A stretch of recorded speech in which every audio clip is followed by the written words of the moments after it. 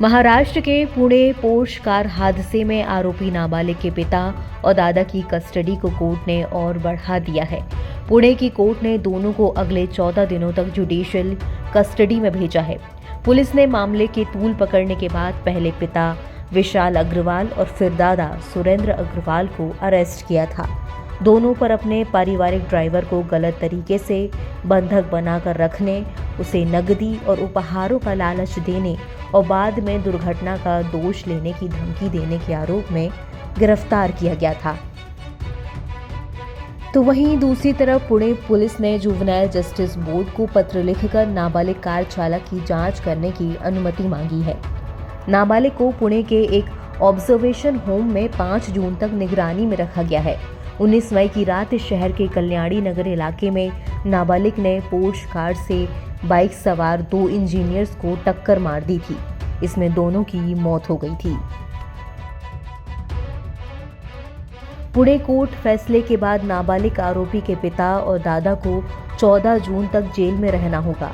Pune car हादसे में अभी तक कई चौंकाने वाले खुलासे सामने आ चुके हैं। पुलिस और डॉक्टर्स ने जहां नाबालिग आरोपी को बचाने की कोशिश की, तो वहीं दूसरी तरफ इस मामले में जे बोर्ड के आचरण पर भी सवाल खड़े हुए हैं।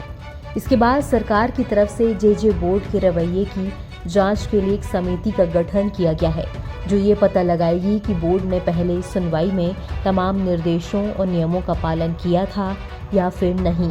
जे बोर्ड ने घटना के 15 घंटे बाद ही आरोपी को निबंध लिखने की सजा देकर छोड़ दिया था।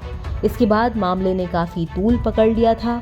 बाद में खुलासा हुआ था कि नाबालिग आरोपी को बचाने के लिए ब्लड सैंपल भी बदल दिए गए थे। एक हादसे ने कई चीजों को उजागर कर दिया है।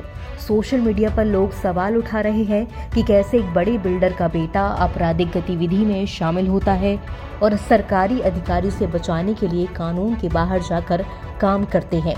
इस मामले की राष्ट्रीय स्तर पर मीडिया में चर्चा हुई। इस केस में हर रोज नए चौंकाने वाली जानकारियां सामने आ रही हैं, जिसके कारण लोगों के मन में सिस्टम को लेकर संदेह गहराते जा रहे हैं।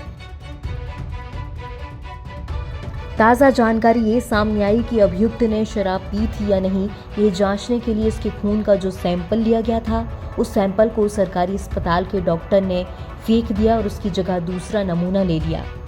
किसी फिल्म की स्क्रिप्ट की तरह कहानी नई चौंकाने वाली जानकारी के साथ सामने आ रही है और एक एक करके नए किरदार सामने आते जा रहे हैं।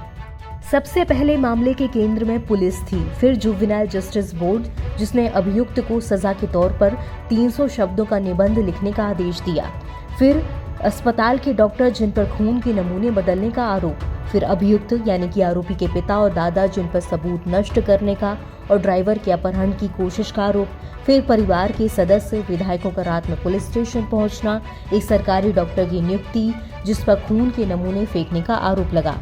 तो सवाल ये उठ रहा है कि इस मामले में अगर कुछ नेताओं और कुछ सामाजिक कार्यकर्ताओं ने आवाज ना उठाई होती, अगर सोशल मीडिया के जरिए आम लोगों की तीखी प्रतिक्रिया सामने ना आई होती, तो क्या इस मामले पर जो कार्रवाई हुई वो हो पाती?